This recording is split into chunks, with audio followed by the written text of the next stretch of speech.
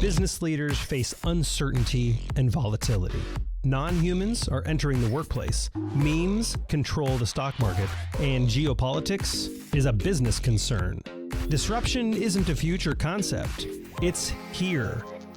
I am Justin Brady, and using 7,000 predictions and 12 major workplace trends from SHRM, you and I will sit down with psychologists, CEOs, scientists, entrepreneurs, and analysts to make sense of it all. This show isn't about the future, it's about actions to take tomorrow. This is Tomorrowist. I'm Justin Brady, and with remote-first organizations and in-person organizations, I don't even know if we can call them that, it's kind of a balance. It's a hard balance to strike. And so we've asked Scott Domann, the new Chief People Officer at Agrovision, but also you have a long history. You've been at Calm, Honey, Netflix, and Spotify in HR roles or people roles. We've asked you to come on the show to talk about it. Welcome to Tomorrowist. Thank you so much for having me. Thrilled to be here. Absolutely. And so, first of all, congrats on the new job. When we actually set up this interview, you were at Calm, and now, of course, you're at Agrovision. So congratulations on the new gig. You. I got to start this by saying I'm kind of obsessed with Calm. It's got to be one of my favorite apps. It's definitely top 2 for sure. I won't tell you who's battling for like the top platform, but incredible. We all have things that we love, but thank you. I mean, Calm is, but I would say stick with Calm as your number one. It's a phenomenal program with phenomenal speakers. And I just find that, the sleep stories and all the business content, it just speaks to me as a person, as a professional. And I feel really lucky over the past couple of years to have talked to so many people about mental health at work. And how Calm can really improve the mental health of their employees and overall, I would say their business functions as well. And I think about coming to Agrovision, bringing that with me. So it's exciting.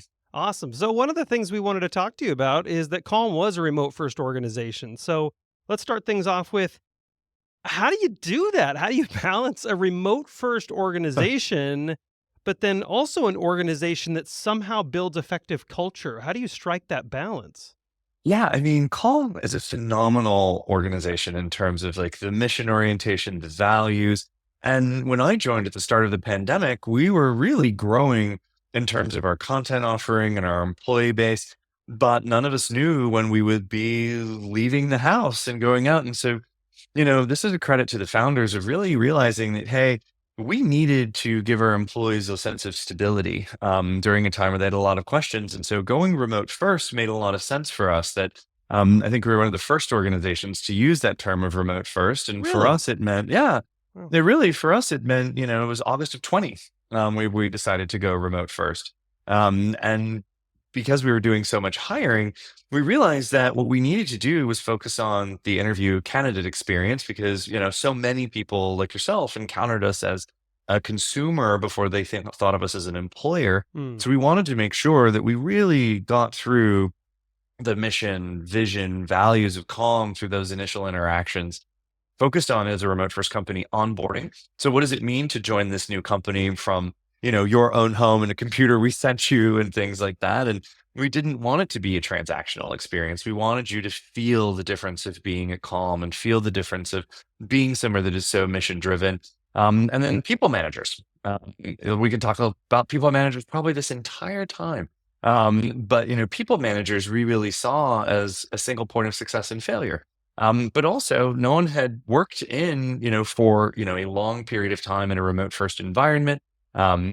Building teams and getting to know individuals over Zoom was and is still fairly difficult. And so we said, hey, no one actually has a natural, organic way of approaching this. Let's really focus on what it means to be a great people leader, fundamentally in terms of the what and the how of being a people leader, and being a great people leader in a remote first environment. So then that way, people leaders were really engaged with their employees and their teams, doing a lot of active listening, understanding the mental health challenges and the support that those teams and individuals needed, and really leaning into that. So I'm just glad we focused on those 3 items as just a core to start to make sure we were bringing people in the right way. They understood the company and their roles. And then regardless of how long they were with the company, had ideally a great experience with their people leader and their teams.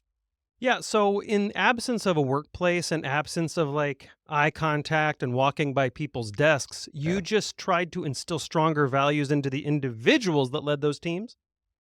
Well, we tried to really instill the values of the organization. So magic was something we talked about a lot in terms of the magic you bring to the work you do every day. Those can just be nice words on a page if you don't spend the time to invest in what they mean, how they play out, and how employees can really internalize it and bring that through to their work every day. So we wanted to make sure that again, because people would encounter us as a consumer before they encountered us and thought of us as an employer, we wanted to make sure that a lot of your consumer experience and the magic that you felt as a consumer and really the benefit that you got from Calm as a consumer was reflected in your employee experience as well. So how did you manage like the isolation problem? Because I know that people are they're more isolated than they used to be. This is causing mental health problems. And so how did you manage that? Well, I mean, we really thought a lot about the loneliness epidemic, of we would talk about this quite frequently where it was, hey, you're not just working from home, you're living at work. You are, depending on where you are, continuously looking at your laptop, your desktop, your keyboard. And in many Right. ways, it doesn't have that sense of defined space of, hey, I can leave these things at the office, go home to a separate space. And since you weren't leaving the office, leaving the home to go to an office and interacting with people, there was just this mix of I'm living at work and I'm not actually engaging with people to your point on seeing, talking to, et cetera, the way you would on a normal day in and day out basis. So the way we thought about it was one as a mental health organization, really talking about that and talking about it proactively to say, hey, here's what we know everyone in the world is facing that we're trying to help. But we know as employees, you're facing this too. So making sure that we were conscious of just seeing people and understanding them and letting them know, hey, if you're feeling this too, we feel it for you. Two, making sure that it was okay to not be okay and saying that, being, hey, if you're feeling that sense of loneliness and you want to reach out and you're not doing okay, even at a just basic level, it's okay. No, you're not alone and then built off that by virtue of what as a people team we would do, which was, trying to set up really fun, engaging culture interactions, meaning calm culture oriented interactions over Zoom, giving teams budgets so they could do fun things and find really, we had a murder mystery game over Zoom one time that I loved. Everyone loved drag bingo. Like Linda Loves Bingo was a star of ours for many years because people just loved the engagement with doing bingo and in an environment we can all just have fun and have a shared experience with our colleagues. So really looked at ways that we could infuse connection and fun and learning into the way we operated. So I talk about the fun part. We really dialed up on town hall and all hands, not just in frequency, but made sure they had purpose and agendas and topics associated so that a lot of people got the opportunity to present. Everyone got the opportunity to learn. People could engage and interact. And it wasn't just a lot of getting talked at. It was truly interactive from a learning standpoint. And then as everything opened back up, we're really conscious about team in-person meetings. So we created budgets for people to travel and get together. And then Mm. an annual all hands where the whole company got together. So it was super conscious and deliberate. And so when we think about companies building culture and think about them dealing with, not just notions like the pandemic, but anything that, a company can face, especially, think of travel. People are back to traveling and how many people are out of the office, different time zones. You really need to be intentional about those things that you outline to address effectiveness, understanding, culture building, and really, to your point, things like loneliness that can still exist even though people may be back in an office 5 days a week.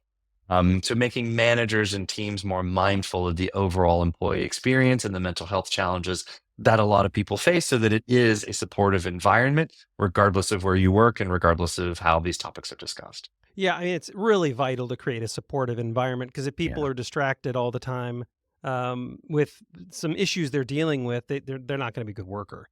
Can we go too far though? In your experience, have you seen people go too far where it's like, okay, if we should support mental health, we should absolutely support our people, But if we're going a little too far with that, and I don't know what that looks like. I'm asking you if Yeah. you've ever seen this. Does the workplace kind of become a mental health distraction? Like, is there a fine line? Is there any model that you choose to use? Is there a balance that you've found works? Yeah.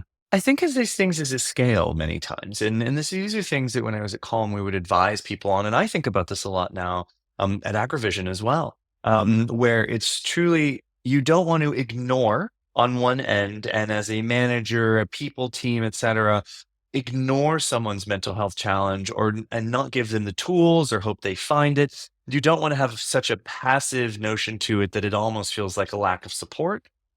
The opposite end of this is very similar to what you described, which is, you don't want people to over rotate and be an armchair psychologist. So Yes. Yeah. while we would talk to managers about being conscious of mental health, meaning the resources available to employees, noticing if an employee has absenteeism or their work product is declining, those things that a manager can actually identify and do something about, we were very clear in terms of identify and do something, ask follow-up questions, don't assume. And when you get information, learn how to balance that information appropriately. If it's things about workload, let's say, and you can help an employee rebalance their workload that then alleviates some stress and anxiety, amazing. If you say, hey, if an employee reveals something that's much more personal, as I would always say, phone a friend. Call your HR team, point them towards the benefits page, know that there are resources that are available to them. And then on the other side of it is don't try and solve many of these things yourself. You can be empathetic, you can be thoughtful, you can be engaged, but don't be the armchair psychologist, regardless of your background, experience, et cetera. Your job as a people leader is to really focus on the team, the work, how the team is doing those things together. You really step outside, not just a comfort zone, but really a zone of effectiveness and really being able to support an employee by being the armchair psychologist and trying to take it on and trying to solve. So I was just going to say, stay focused on the objective that you're supposed to be focused on as a manager or leader. Stay focused on that. Empower people. Allow people to get the mental health resources to accomplish your goals in the organization. But at the same time, don't be dismissive of people. If you notice they're struggling or notice a problem, make sure they get access to the resources immediately. But in many cases, yeah, like you said, don't be an armchair psychologist, and you might be doing more damage than you're doing good. That's right. That's right. And in your own environment, based on cultural context, the way you work, the physical locations, you have a lot as a people leader that you have to take in and you have to balance. So be mindful of that.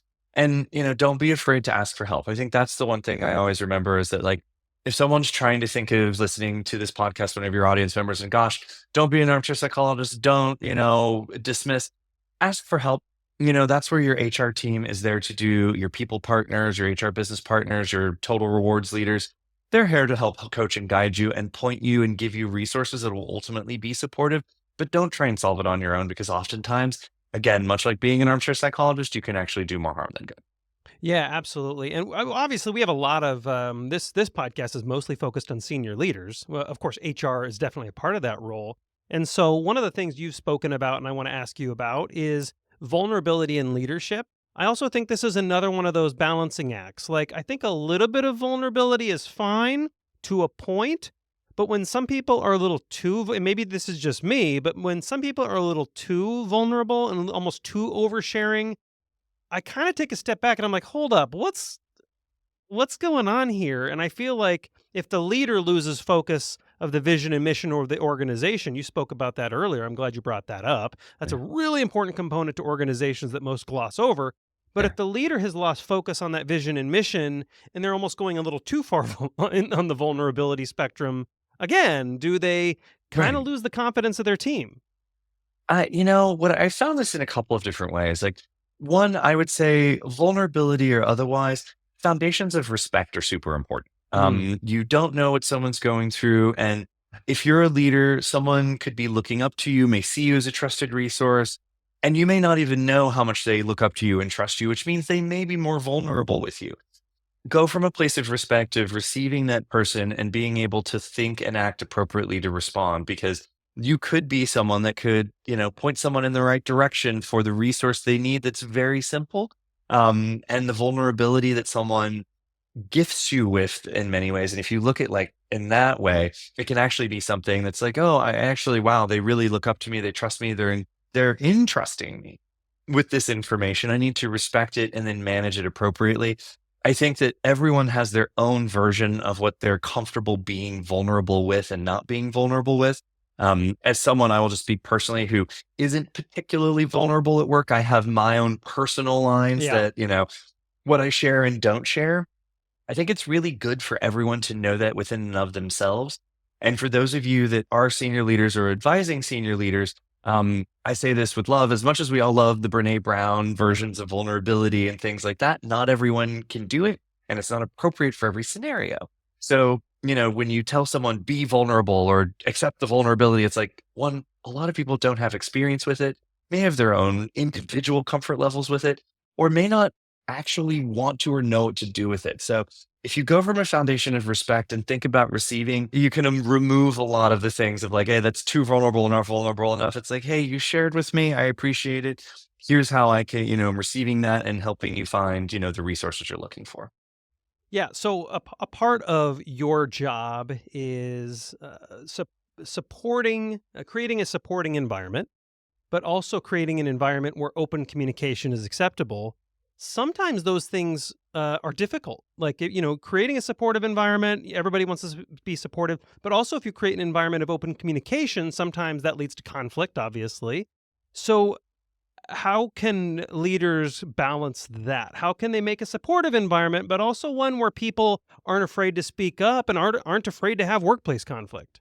Yeah, I mean, I agree with that. I mean, I think of things in models sometimes too. So I oftentimes think of, Lencioni's five dysfunctions of a team and those Oh, yeah, foundation. It's one of my favorites.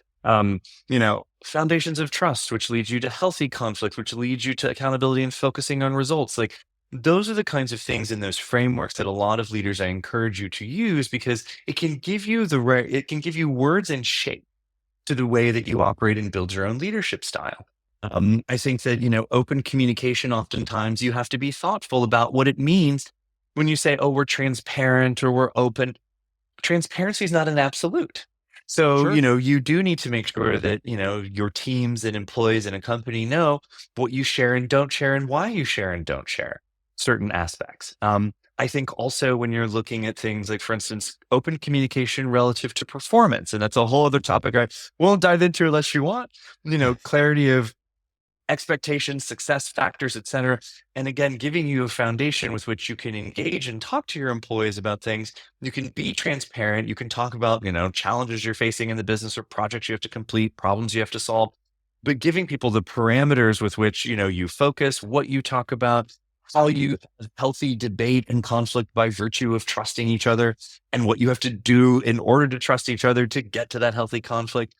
So when you think about these things, you can take what can be very large topics that can be quite complex to your point on what do I do with conflict in the workplace and kind of boil it down to, do we have a foundation of trusting each other and how do we build that trust? What does it mean when we communicate? What do we communicate? And what do those, boundaries look like in terms of what are healthy debates and communications? And when frankly, have we over rotated and we just need to make decisions? So I think with leadership, you definitely have to look at those frameworks and those balance within your own team and your own organization and come up with the framework that works best for you and the team so that everyone's operating from the same playbook, using the same words, and then you can really create so much space for people to play, to debate, to have conflict, but ultimately not over rotate to those areas that become counterproductive. Yeah, I'm glad you bring up over rotation. That's definitely something important that I honestly don't feel gets enough attention. Feel like the conversation is just more mental health, more empathy, more talking about it, more vulnerability. And I'm like, those things are great, but we can overdo it and we can create a lot of cultural damage when we do. Last question to end on. I was talking with the CEO a couple months ago about mental health in the workplace, and his response, which is rational, is can't people just leave this crap at home? Like, we have a job to do. You come to work to do a job. If you have these issues, get help. We have resources for that, but don't bring it in the workplace. So how do you attach, for leaders like that, how do you attach business goals? Like, what's that sales pitch? I think it's, and again, I'm going to make some assumptions here. So for the audience listening, know that Okay. I am just coming up with, what I think could be reasonable. Every leader, the CEO you talk to, any number of people have their own opinions. I still go, hey, foundation of respect, your opinion is informed by your experiences. That's cool. I think that when you're tying business goals to these things, because those over rotations can be the thing you think about the most, I would say we oftentimes do have to bring back to, a sweet spot, a center, a sense of pragmatism, where it is, hey, what is it that the goals that we're trying to accomplish as a business? And you can take certain types of employee, you can take certain employee types. When you look at stress and anxiety in the workplace tied to things like financial health of that individual or things going on in the business, you can see where it's like, hey, the stress and anxiety that an employee can have is because of what they're facing at home. So leaving it at home isn't necessarily, just the right thing to do because people bring that with them. What you can do is offer resources. You can understand what is driving the stress, anxiety, burnout, and see what you can do to, similar to my example of adjusting workloads. You look at measurable outcomes, to your point on the business outcomes. And if you've got a lot of, frontline on your feet hourly workers, you can look at absenteeism rates. You can look at overtime hours. You can look at, turnover and look at the reasons for turnover.